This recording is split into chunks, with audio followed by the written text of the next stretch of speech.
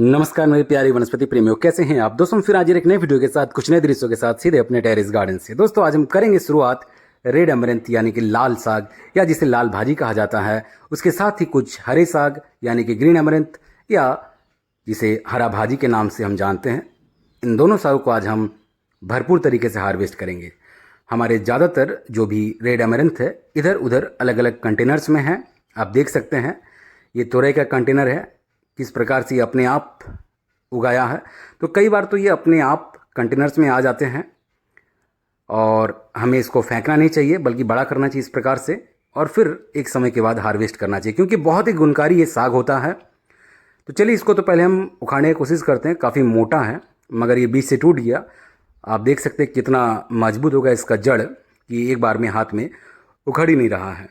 इसके साथ ही हम आज बाकी कंटेनर्स में जहाँ जहाँ भी ये लाल साग या हरे साग हैं उसको हम आज जड़ से उखाड़ेंगे क्योंकि ये अपने आप उगाते हैं और इसको बड़ा करना चाहिए, फिर इसी प्रकार से आप उसको हार्वेस्ट करें।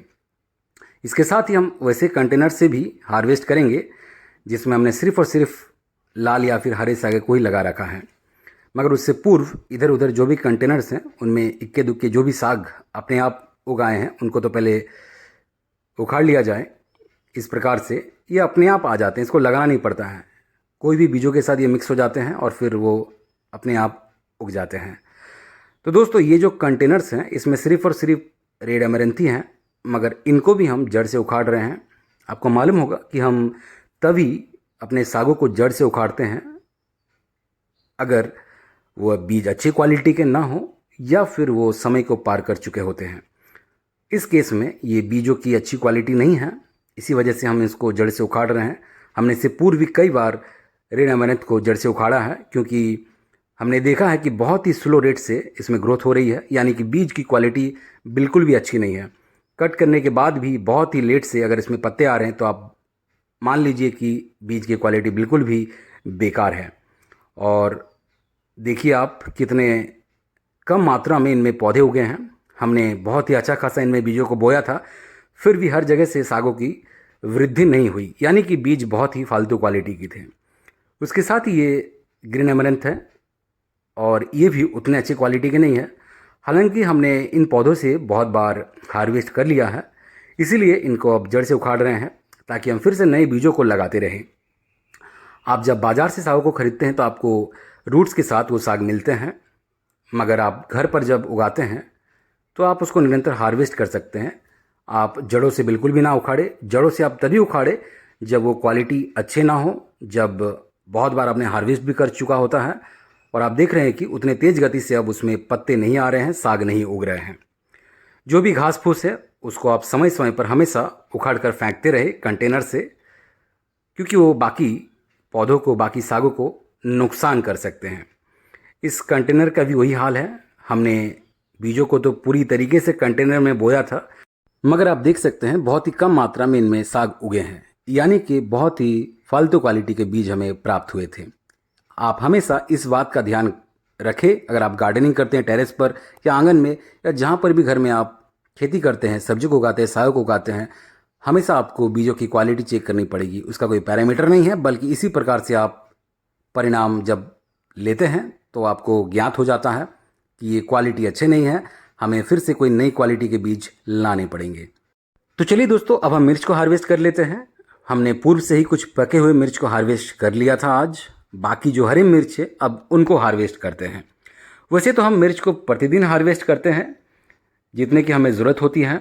हम ताज़े ताज़े मिर्च को अपने टेरेस गार्डन से तोड़ते हैं प्रतिदिन, कभी 7, कभी 10, कभी 12, कभी 20, जितना ज़रूरत होता है उस हिसाब से हम हार्वेस्ट करते हैं।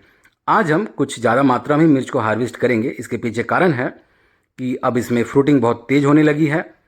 फ्रूटिंग अगर तेज़ है तो फ्लावरिंग भी तेज़ होगी, और ये फ्रूटिंग और फ्लावरिंग दोनों तभी तेज़ होगी जब हार्वेस्टिंग भी तेज़ होगी, यानी कि आपको समय समय पर फ्रूटिंग से फ्रूट को काटते रहना है, हार्वेस्ट करते रहना है। हर सब्जियों का यही नियम है, आप हार्वेस्ट हमेशा निरंतर करते रहे तभी पौधों में तेज विकास देखने को मिलेगा, फ्लावरिंग भी तेज होगी और फ्रूटिंग भी आपको निरंतर प्राप्त होते रहेंगे।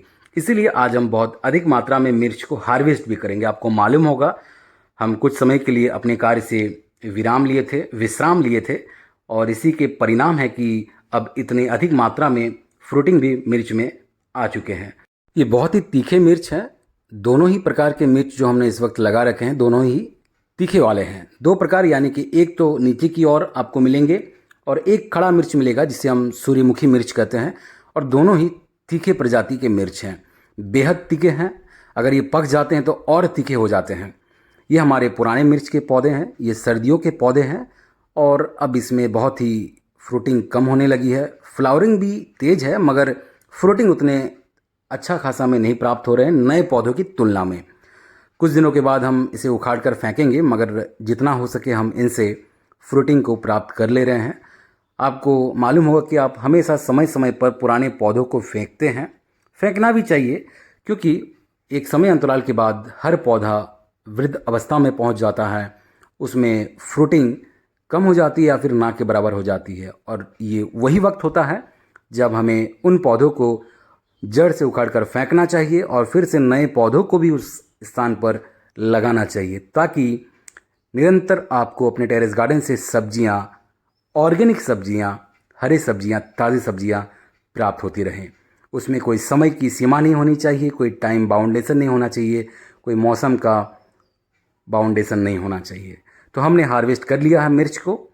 आज हमारा हार्वेस्ट बहुत तीखा जैसा रहा, क्योंकि हमने ज़्यादा हार्वेस्ट तो आज किया नहीं है। आपको मालूम है गर्मियों के समय में इस दरमियान जब बहुत ज़्यादा भीषण गर्मियाँ पड़ती हैं तो हमें उतने तेज़ गति से सब्जियां नहीं मिलती अपने टेरेस गार्डन से।